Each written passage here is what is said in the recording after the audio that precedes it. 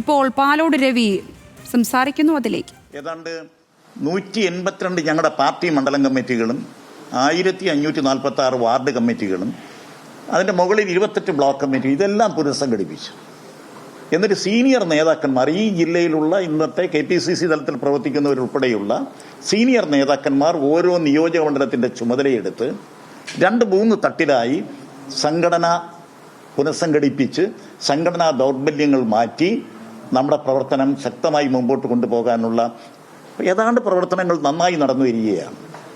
നമ്മളിപ്പോൾ ഇവിടുന്ന് കൊടുക്കുന്നൊരു സന്ദേശം എന്ന പാർട്ടി കമ്മിറ്റികളിൽ ഞങ്ങൾ പറയുന്നത്, DCC പ്രസിഡന്റ് എന്നുള്ള നിലയിൽ ഞാൻ പങ്കെടുക്കുന്ന എല്ലാ കമ്മിറ്റിയിലും പറയുന്നത്, UDF അധികാരത്തിൽ തിരിച്ചു വരണമെങ്കിൽ നമുക്ക് ഒറ്റക്കെട്ടായി ഒരു മുഖമായി ജനങ്ങളുടെ ഇടയിലേക്ക് മുമ്പ് ചെയ്തതിനേക്കാൾ കൂടുതൽ ഭവന സന്ദർശനം ഉൾപ്പെടെയുള്ള പരിപാടികൾ നടത്തണം. എവിടെയെങ്കിലും താൽക്കാലിക ഭിന്നതയുണ്ടെങ്കിൽ ആ പഞ്ചായത്ത് വാർഡിൽ നമ്മൾ ജയിക്കത്തില്ല. നമുക്കറിയാം കോർപ്പറേഷനിൽ ഇപ്പോൾ എത്രയാണ് നമുക്ക് സീറ്റുള്ളതെന്ന്.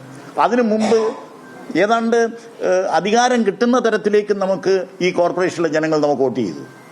പഞ്ചായത്തുകൾ മഹാഭൂരിപക്ഷം പഞ്ചായത്തുകൾ നമുക്കായിരുന്നു. ഈ പഞ്ചായത്തുകൾ തിരിച്ചു വരണമെങ്കിലും കോർപ്പറേഷൻ തിരിച്ചു വരണമെങ്കിലും താഴെത്തട്ടിലുള്ള എല്ലാ സംഘടനാ ദൗർബല്യങ്ങളും പരിഹരിച്ച് സംഘടന സ്ട്രെങ്തൻ ചെയ്യാൻ വേണ്ടിയുള്ള പ്രവർത്തനമാണ് നടന്നുകൊണ്ടിരിക്കുന്നത്. ഒരു ഉദാഹരണം ഞാൻ പറയാം. ഈ തിരുവനന്തപുരം കോർപ്പറേഷൻ തിരിച്ചു പിടിക്കണം എന്നുള്ള ഉദ്ദേശത്തോടു കൂടി ഈ തിരുവനന്തപുരം കോർപ്പറേഷൻ ഞങ്ങൾ 12 സെക്ടറായി തിരിച്ചു. 12 സെക്ടറായി തിരിച്ചു.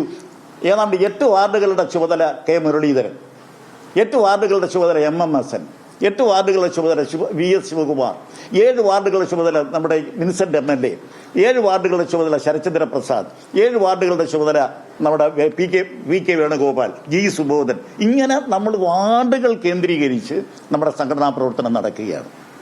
സ്വാഭാവികമായും എവിടെയെങ്കിലും ഭിന്നതയുണ്ടെങ്കിൽ അവരോട് പറയുന്നത് വാർഡിൽ സ്ഥാനാർത്ഥി നിശ്ചയിക്കണമെന്നാണ്. പാർട്ടിയുടെ വാർഡിൽ സ്ഥാനാർത്ഥി നിശ്ചയിക്കണമെങ്കിൽ അവിടെ എന്തെങ്കിലും അഭിപ്രായ വ്യത്യാസം ഉണ്ടെങ്കിൽ പുറത്തു വെക്കണം. അവിടെ തീർന്നുകൊള്ളണം. ഒറ്റക്കെട്ടായി നമ്മൾ ഈ നിലമ്പൂരിലെ ഒരു സന്ദേശം വന്നിട്ടുണ്ട്, ടീം UDF. ആ ടീം UDF സ്പിരിറ്റോടുകൂടി താഴെത്തട്ടിൽ പ്രവർത്തിച്ചില്ലെങ്കിൽ തമ്മിൽ അടികൂടുകയും പിന്നെ റിബൽ വരികയും ഒക്കെ ചെയ്താൽ സംഘടനയ്ക്ക് നമ്മൾ ഉദ്ദേശിക്കുന്ന നല്ല വിജയം നമുക്ക് ഈ ജില്ലയിൽ ഉണ്ടാക്കിയെടുക്കാൻ കഴിയില്ല. നമുക്കറിയാം തിരുവനന്തപുരം പാർലമെന്റിൽ നടന്ന ഇലക്ഷൻ ശശി തരൂരിനും അടൂർ പ്രകാശിനും ഈ തിരുവനന്തപുരത്തെ കോർപ്പറേഷന്റെ 4 നിയോജക മണ്ഡലങ്ങളും നമുക്ക് മുമ്പിലെത്താൻ കഴിഞ്ഞില്ല, ജയിച്ചു. ആറ്റിങ്ങിലും അതുപോലെയാണ്. അപ്പം ഇത് തീർത്തും വളരെ ശക്തമായ സംഘടനാ പ്രവർത്തനം പോകുന്നതിൻ്റെ ഭാഗമായിട്ടാണ് കമ്മിറ്റികളിലും എവിടെയെങ്കിലും ഭിന്നതയുണ്ട് എന്ന് പറഞ്ഞ് വിളിച്ചാൽ അവിടെ തീർക്കണം. അത് ഒരു പ്രവർത്തകൻ വിളിച്ചു. ആ പ്രവർത്തകനോട് ഞാൻ പറഞ്ഞു, നിങ്ങൾക്ക് വാർഡ് ജയിക്കണ്ടേ? അവിടെ ഇപ്പോൾ CPM ആണ് ഭരിക്കുന്നത്, CPM ഭരിച്ചാൽ മതിയോ? എങ്കിൽ നിങ്ങൾ ആ ഭിന്നത തീർക്കാൻ വേണ്ടിയുള്ള ശ്രമം നിങ്ങളെല്ലാം കൂടെ കൂട്ടായിട്ട് ഒരുമിച്ചിരിക്കണം. അസംബ്ലി അവിടെ CPM-നാണ് ഇപ്പോൾ MLA. അസംബ്ലി നമുക്ക് തിരിച്ചു വരണ്ടേ? നമുക്ക് കേരളത്തിലെ ഗവൺമെൻറ് 10 വർഷം കഴിഞ്ഞ് ഗവൺമെൻറ് തിരിച്ചു വരണ്ടേ? ഈ ഒരു മെസ്സേജാണ് ഇവിടുന്ന് കൊടുത്തുകൊണ്ടിരിക്കുന്നത്.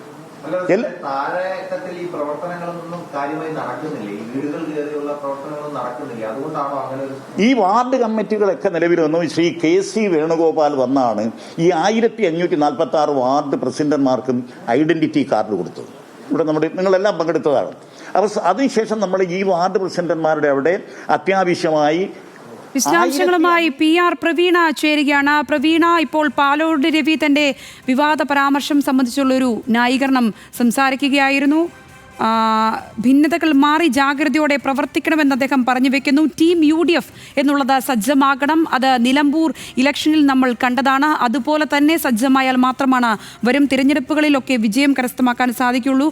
ഒറ്റക്കെട്ടായി പ്രവർത്തിക്കേണ്ടതുണ്ട്. UDF അധികാരത്തിൽ തിരിച്ചു വരുന്നതിന് ഉള്ള പ്രവർത്തനങ്ങൾ ആ രീതിയിൽ തന്നെ മുൻപോട്ട് പോകേണ്ടതുണ്ട്. കമ്മിറ്റികളിൽ പറയുന്നത് ഒറ്റക്കെട്ടായി പ്രവർത്തിക്കണമെന്ന് തന്നെയാണ്. താഴെത്തട്ടിലുള്ള സംഘടനാ ദൗർബല്യങ്ങൾ പരിഹരിക്കണമെന്നതടക്കമുള്ള സംഘടനയെ ശക്തിപ്പെടുത്തണമെന്നുള്ള തരത്തിലുള്ള വാക്കുകൾ അദ്ദേഹം പറഞ്ഞു വെക്കുകയായിരുന്നു. അല്പം മുമ്പ് അദ്ദേഹം സംസാരിച്ച കാര്യങ്ങളെ വിവാദമായി ഉയർന്നു വന്നതിന് പിന്നാലെയാണ് അദ്ദേഹം വിശദീകരണവുമായി ഇപ്പോൾ വന്നത്. ഇപ്പോൾ PR പ്രവീണ കൂടുതൽ വിശദാംശങ്ങൾ നൽകും. പ്രവീണ, ഇപ്പോൾ പാലോട് രവി എന്താണെങ്കിലും ന്യായീകരണവാദങ്ങൾ പറയുന്നു. കോൺഗ്രസിനെ ശക്തിപ്പെടുത്താൻ വേണ്ടുന്ന കാര്യങ്ങളാണ് ആവശ്യമായിട്ടുള്ളത് എന്ന് തർക്കമുള്ള അദ്ദേഹത്തിന്റെ വാക്കുകളെ എങ്ങനെ മനസ്സിലാക്കണം? ഈ തിരുവനന്തപുരം കോർപ്പറേഷനെ സംബന്ധിച്ച് അദ്ദേഹം ഇപ്പോൾ പറഞ്ഞ വാക്ക് സത്യത്തിൽ തന്നെ അറിയാം. കാരണം കോൺഗ്രസിന് അവിടെ ഭരണം പിടിക്കാനായിട്ടില്ല. പ്രതിപക്ഷ സ്ഥാനത്തിരുന്ന കോൺഗ്രസിന് മൂന്നാം സ്ഥാനത്തേക്ക് മാറേണ്ടി വന്നൊരു കാഴ്ചയും ഉണ്ടായിരുന്നു. ആ സാഹചര്യങ്ങളൊക്കെ നിലനിൽക്കെയാണ് അദ്ദേഹം പുല്ലമ്പാറ പഞ്ചായത്തിൽ നിന്ന് വിളിച്ച ഒരു പാർട്ടി പ്രവർത്തകനോട് ഇത്തരത്തിൽ പോയാൽ കോൺഗ്രസിന്റെ സ്ഥിതി എടുക്കാച്ചടക്കായി മാറും എന്ന് ഒരു DCC അധ്യക്ഷൻ തന്നെ പറയുന്ന ഒരു സ്ഥിതി ഉണ്ടായിരിക്കുന്നത്. കോൺഗ്രസിന്റെ മുഖം പല പഞ്ചായത്തുകളിലും വികൃതമാണെന്ന് അദ്ദേഹം പറഞ്ഞു വെക്കുമ്പോൾ പാർട്ടിക്കുള്ളിലെ പ്രശ്നങ്ങൾ അദ്ദേഹം പറയുന്നു എന്നുള്ളതാണ് ഇതിന്റെ. ഇനിയിപ്പോൾ എത്ര ന്യായീകരിക്കാൻ ശ്രമിച്ചാലും അദ്ദേഹം ഒരു പ്രവർത്തകനോട് പറഞ്ഞ ഓഡിയോ ആണ് പുറത്തു വന്നിരിക്കുന്നത്. മാത്രവുമല്ല അദ്ദേഹം പറയുന്ന മറ്റൊരു കാര്യമുണ്ട്. ഇക്കണക്കിന് പോയാൽ നിലവിലെ സ്ഥിതിയിൽ മാർക്സിസ്റ്റ് പാർട്ടി ഭരണം മൂന്നാമതും തുടരും, കോൺഗ്രസ് മൂക്കും കുത്തി വീഴും, രണ്ടാം സ്ഥാനത്ത്, അതായത് അദ്ദേഹം കണക്ക് പറഞ്ഞു തന്നെ പറയുന്നുണ്ട് 60ഓളം മണ്ഡലങ്ങളിൽ BJP രണ്ടാം സ്ഥാനത്ത് എത്താനുള്ള സാധ്യതയുണ്ട് എന്നുള്ളതും അദ്ദേഹം പറയുന്നുണ്ട്. എന്താണ് അദ്ദേഹം ഉദ്ദേശിച്ചതെന്ന് ഇപ്പോൾ അദ്ദേഹം പറഞ്ഞു വെക്കുമ്പോഴും ഒരു DCC അധ്യക്ഷൻ ഇതെല്ലാം കൈകാര്യം ചെയ്യേണ്ട, ഒത്തൊരുമിച്ച് കൊണ്ടുപോകേണ്ട ഒരു DCC അധ്യക്ഷന്റെ ഭാഗത്ത് നിന്ന് ഇത്തരത്തിലൊരു പ്രവർത്തകനോട് പറയേണ്ടി വന്നത് വലിയ വീഴ്ചയായി തന്നെയാണ് കണക്കാക്കുന്നത്. തീർച്ചയായും പ്രവീണ അത് തന്നെയാണ്. പക്ഷേ അദ്ദേഹം ഭിന്നതകൾ മാറി ജാഗ്രതയോടെ പ്രവർത്തിക്കണമെന്നുള്ള കാര്യങ്ങൾ അദ്ദേഹം പറഞ്ഞു വെക്കുക കൂടിയായിരുന്നു പാലോട് രവി.